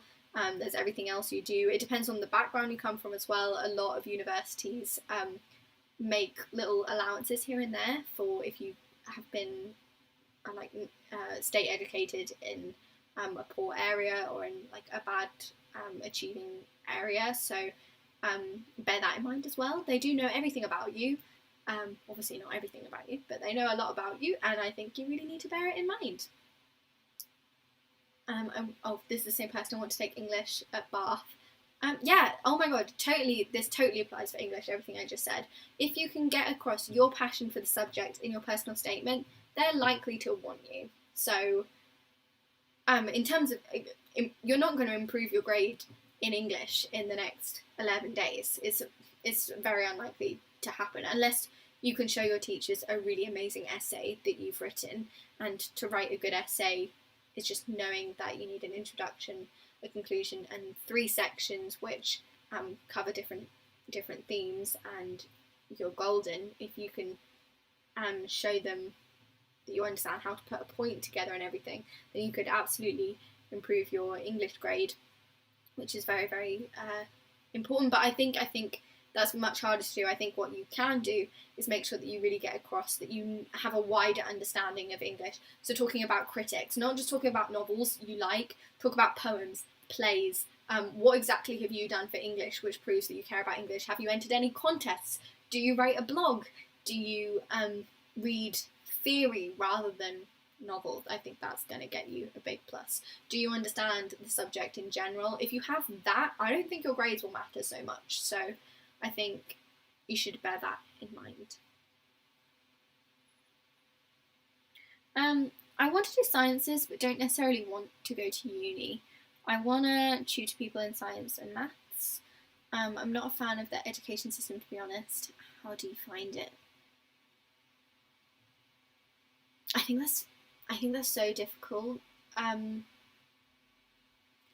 is, if you want to go specifically into academia, you have to play by academia's rules. Like, you have to play ball. I think that is just. I think in terms of getting a different type of job, which doesn't involve tutoring or teaching somebody, then I think you can definitely get into sciences, again, through experience, like I was saying. But if you literally, like you're saying, want to tutor in science and maths, you're going to have to know your science and maths through education. And I think that is the only way to go about it. I really do. I think, however, if you're interested in working in like a lab, for example, I literally have friends who've worked in labs, but they weren't doing a degree at the time, or they weren't planning on doing a degree at all. So I think there's definitely routes into science and maths without a degree. But in terms of teaching it, I don't think so. I think you're going to have to learn how to do it properly. Tell everyone about your cooking. I have been cooking lots recently. This morning I had quite a bad experience trying to cook sweetener meringues. It did not work well because, as I said earlier, I'm doing like no sugar November, and yeah, it didn't really work. Didn't really work out. They were just kind of like powder. But other than that, I cook a lot.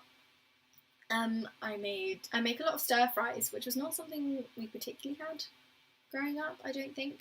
But something that we started doing like a couple of years ago, and it's something that I do a lot at university. You just shove everything you own into a pan, and it comes out tasting amazing. It's the best thing. So I really love cooking at uni, and I really adore it. Do you think exams will be cancelled here in England like Wales? I was really surprised when I saw that Wales had cancelled GCSEs and A-levels, actually. I thought it was a really good move, and I totally understand the reasoning for it.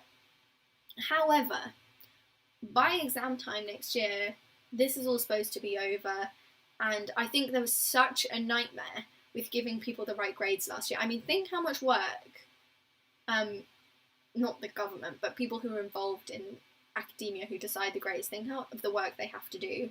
And it's just not necessarily practical to keep doing that.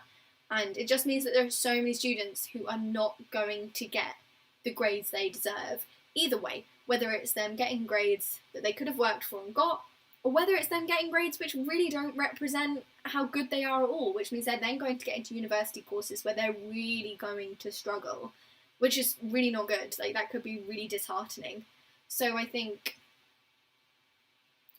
don't think they should necessarily. However, I think there should be some kind of support for the students who really missed out last year because of the lockdown and are still missing out today, because it's such a weird working environment, having all these restrictions on you, that obviously grades are going to suffer, and I think grade boundaries should definitely take that into consideration, and I think there should be extra support classes or extra tutoring available.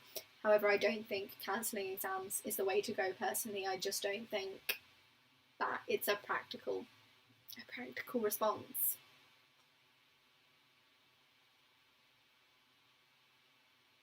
In college, it's learn these facts and remember them, but I think learning how to problem solve, going back to the earlier debate, learning how to problem solve and how to think and formulate ideas is much more essential. Well, that is what you do at university. That is literally what you do. I don't have to memorise at all as part of my degree. At all. It's totally how to think. Obviously, I do literature, but I think it's the same. Obviously, you will have to memorise a little bit because that's a good skill, just for life. But any good school will teach you how to problem solve effectively and think things through. I literally think that is the point of education. Learning how to problem solve and deal with things that you've never seen before and learn how to work your way around them, but also learning the ways that that's been done in the past. Personally, I'm a big fan of academia. It's literally what I run this channel on, and it's something that I personally believe in under the right circumstances, in the right situations. However, I think if you're not passionate about learning, then I don't think you can be passionate about teaching necessarily if you don't love the learning bit, because as you teach you have to learn all the time, and I don't know, I think it's a potential heated debate. I can totally see that, but I think I don't know, I'd really have to think about that one. I think I personally haven't got that from school, that school is just about memorising, and GCSEs, yeah, but beyond that, no, you have to use your head so much and work out how to make things go from an idea that someone had into an idea that you've had. I feel like that is most of the problem solving. What type of stuff do you read for your degree? Good question. I don't know, we do such a range of things. It's honestly so hard to say. We do a lot of post-colonial literature as part of comparative literature. We do a lot of novels, short stories that are from all over the world, and then we also do a lot of more, like this year I've really delved into more specialist subjects. So one of my modules this term is on 19th century fiction, so Oliver Twist, Jane Austen, and a couple of others, and that is a module I absolutely adore. I love it so much. I really don't want it to ever stop. Even though I'm only 35% of the way through Mansfield Park, and I'm supposed to be probably on like 100% by now, don't really need to do it. But Jane Austen is so dense, but so good. I love Jane Austen so much. So yeah, honestly, such a broad range of things. I can't even. We do poetry, play. I did a module last year on plays, which again I really loved.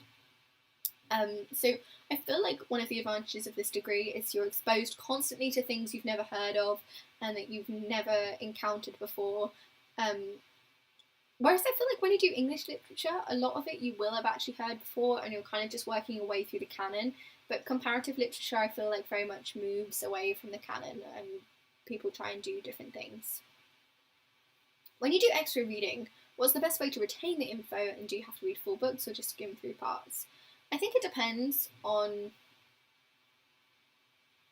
the subject. For English Lit, I would say don't try and retain the information. It's not about the information at all. It's about the process.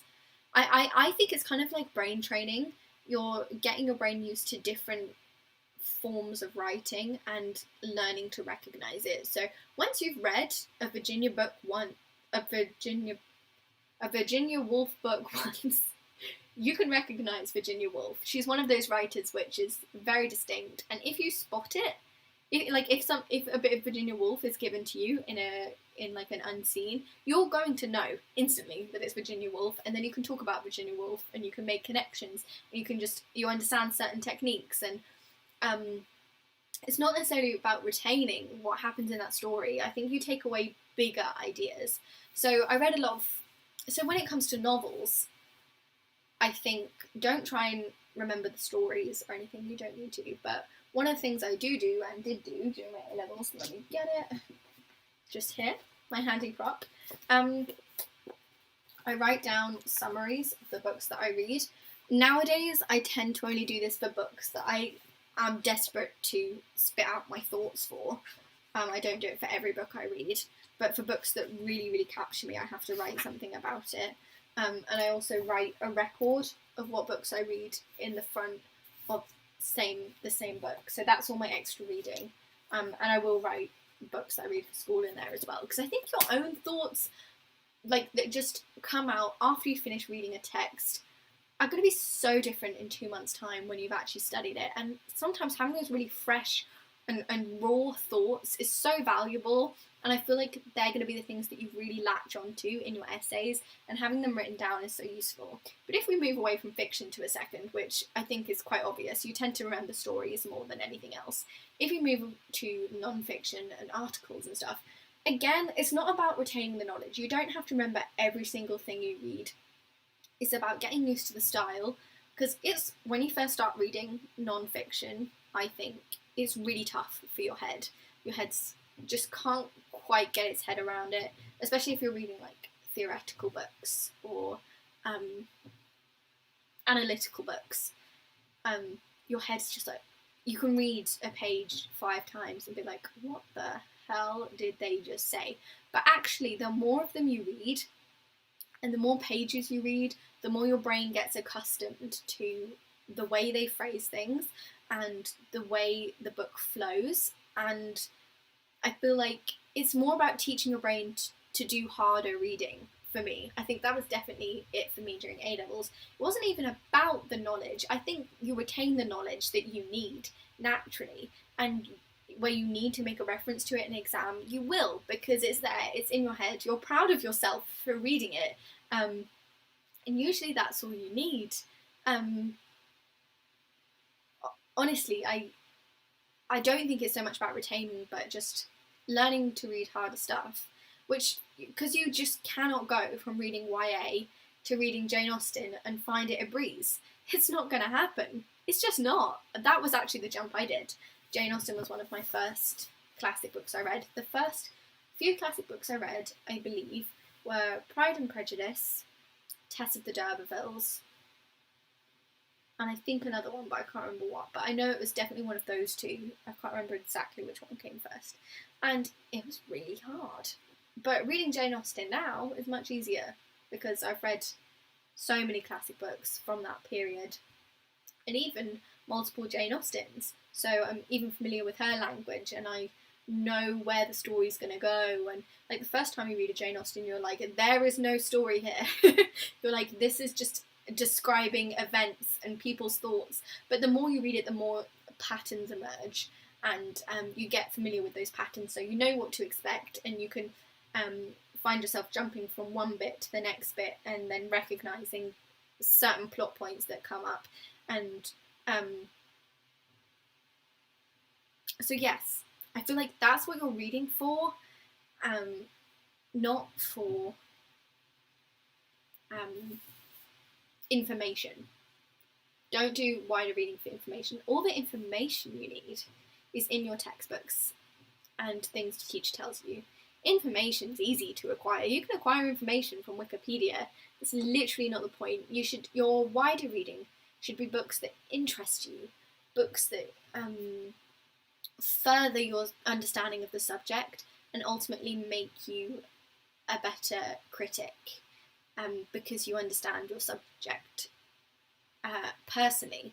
Not just that Virginia Woolf exists and she wrote in the 20s, and that she's a modernist and she uses stream of consciousness, but you've experienced what it's like to be in the head of Virginia Woolf because you've tried to get through Mrs. Dalloway, and it took you a month. Literally took me a month to get through Mrs. Dalloway. It's a teeny tiny book, but it's really hard. But that difficult reading, like, you then transcend what you know and it becomes a part of you.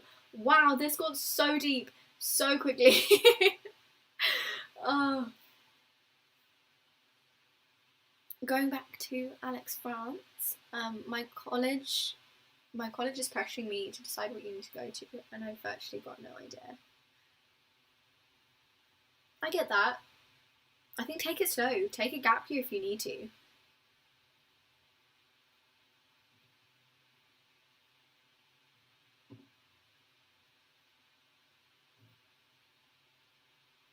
I don't know what advice to give.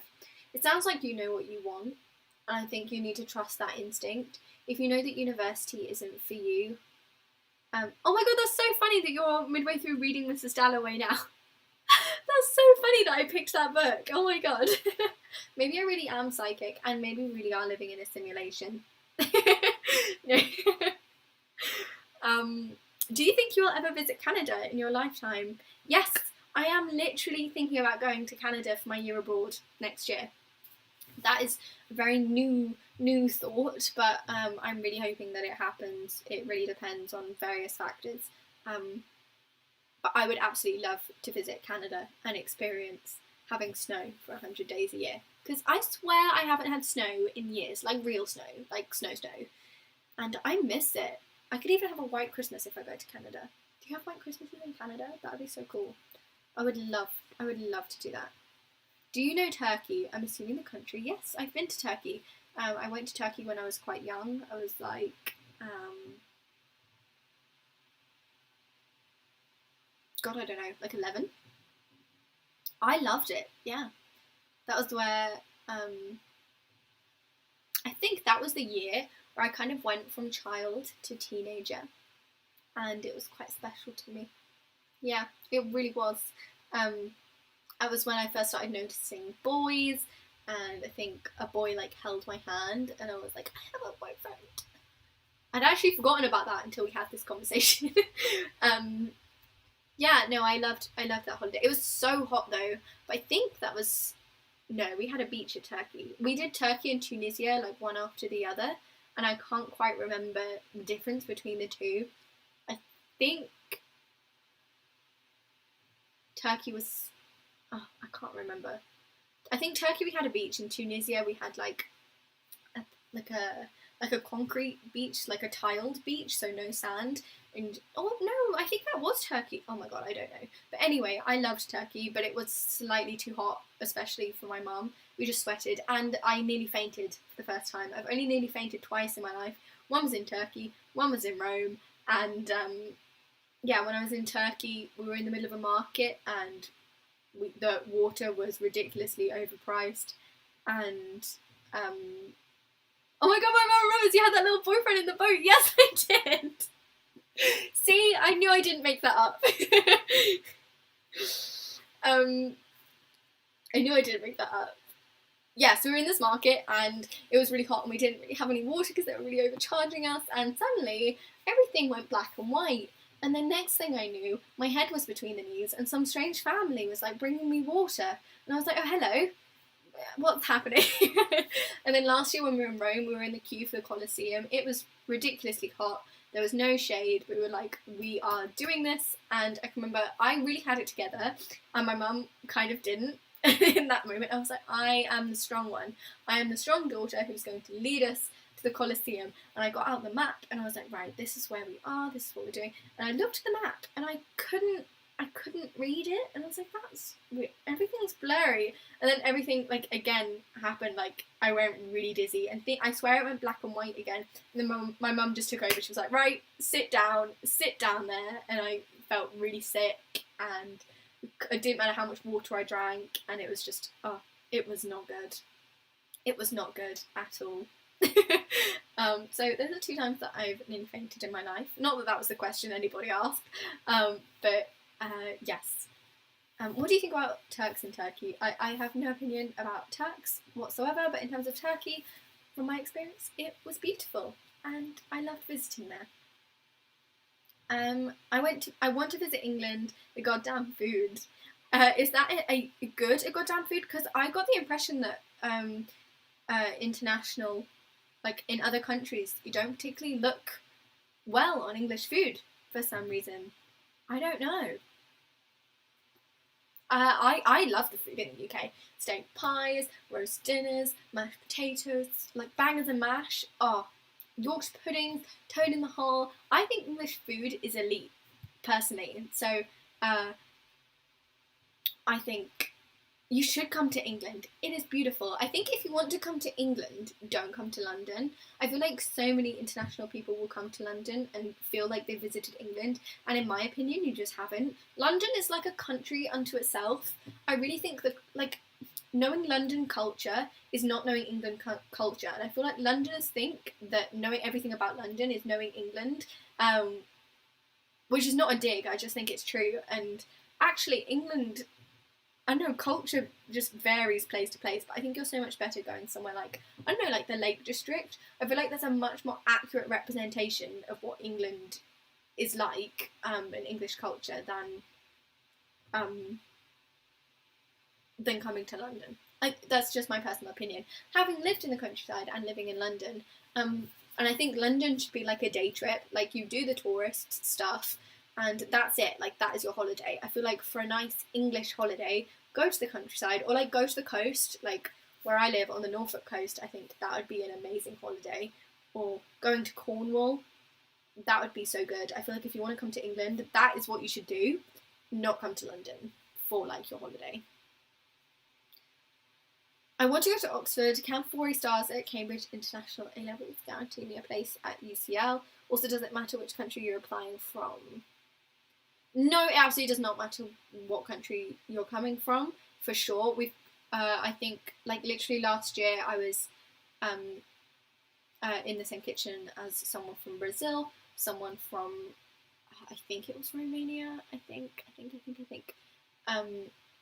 and various, like in my course we have people from so many different countries, Poland, there's a lot of Europe, don't get me wrong, but there's people from the Americas, from the global south, so, you know, wherever you're coming from, UCL will have you. In terms of the Cambridge International A-levels, yeah, I think UCL accepts equivalents for everything, so I don't think that will matter. I would say 4 stars, yeah, you're going to be fine. Absolutely, go for it. And same for Oxford. I don't know much about Oxford. I have a friend who goes to Oxford, but, so, I mean, you can ask her, but I really don't know. Oh, I've just realised that's your username, and that's so funny. Yeah. Also, can you share some tips to ace your interviews and to write a top-notch personal statement?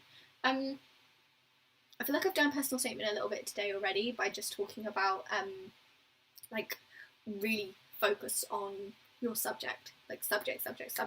Don't forget about extracurriculars and, you know, who you are as a person and all the amazing things you do. Like, if it's not related to your subject, get rid of it. Nobody cares.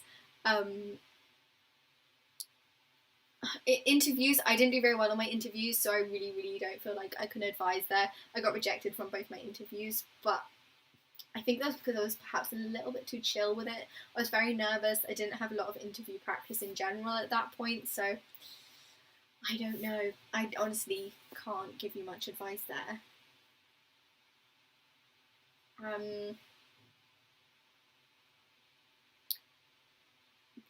Hello from India. I went to India.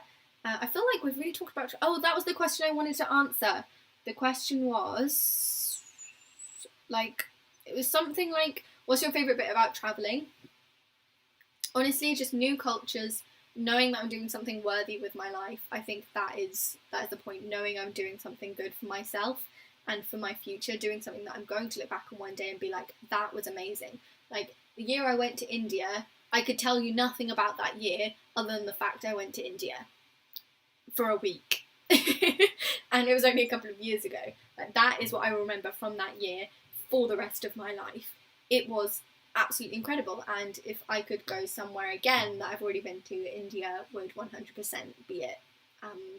But I don't even know if that's what I want to do. I think I want to see as many different countries as possible and see as much of the world as possible.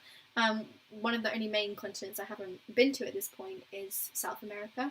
I feel like I haven't really done Africa properly either. We did Tunisia, but Tunisia is kind of quite European in a way. It's like the closest one to Europe. I don't know if that's accurate, but I know it's very close, and I feel like I would like to do Africa properly as well. But I officially haven't been to South America, and that is completely one of my goals. Maybe even a goal for next year, because I feel like I've missed out so much this year by not going to my Interrail tour like I wanted. So I feel like it's the place I need to go. But basically, I love seeing new cultures and just the excitement of being in a plane and staying somewhere special and having a select... Like I think one of my favourite things about going on holiday is you take your best clothes. Like, you know how in the past people wore their Sunday best on Sundays to church? I feel like holidays are my church, which is probably a very sacrilegious thing to say, and I really don't mean it in that sense. But in the sense of, it's when I wear my best clothes. My most exciting clothes. So that's pretty cool, because I always feel special on holiday. I haven't actually done a lot of travelling in the sense of travelling. I've mostly been on holidays, but that's something I really want to change. I want to travel and see a place primarily and relaxing secondarily. Secondarily? That is not a word. Well, that's great to hear that you came to India. Which city did you come to? We did 3. We did the Golden Triangle, so, oh my god, please tell me I get this right. But that's Delhi, Jaipur and Agra. Yeah, that's right. And we did it in a week. We had a little driver. It was a super trip holiday. A super trip? A super cheap holiday, I believe. But we saw so much of India, I saw so much of the culture. My favourite bit was going through the rural part of India. We had to take a back road at one point, and my mum napped through it all. She slept through the whole thing, but for me, it was the most eye-opening, amazing experience of my life, partially because we got parked next to like a school bus, and I was 16 at the time. It wasn't pedo-ish, but I was 16, and all these boys like ran to the window and they were like waving at me, and I felt like a princess and I felt very special. Yeah, it was really cool. I had long blonde hair at the time, and all the little girls called me Barbie, and it was very good for my ego. Where are you from? I am from England, obviously. I'm from a little county called Norfolk, which is lots of countryside, lots of fields, cows, sheep, lots of animals, lots of nature as well. And at the moment I'm living in London. I go to University College London, as I'm sure most of you actually know. But yeah, I love it. Wow, oh my god, I have been doing this for 2 hours. I didn't realise how easy these live streams were to do. Thank you so much for joining me today. If you have joined me, I think I'm... Oh my god! You know, Amy, oh my god, I'm gonna have to tell her. I will tell her. That's so cool. Thank you for telling me. Okay. Sorry. Yes, thank you so much, guys, for watching. I'm going to go now and leave you with this live stream. I really have appreciated all of you participating, and I am going to hopefully do these usually on Friday nights. It's just that, I don't know, I totally just lost my train of thought. Yes, I'm usually going to do this on Friday nights, but this week I've been a day behind, so I'm doing it on Saturday. But I think I'm going to try and make these a regular thing. What do you guys think? Please let me know. Thank you so much for watching. I will see you next time.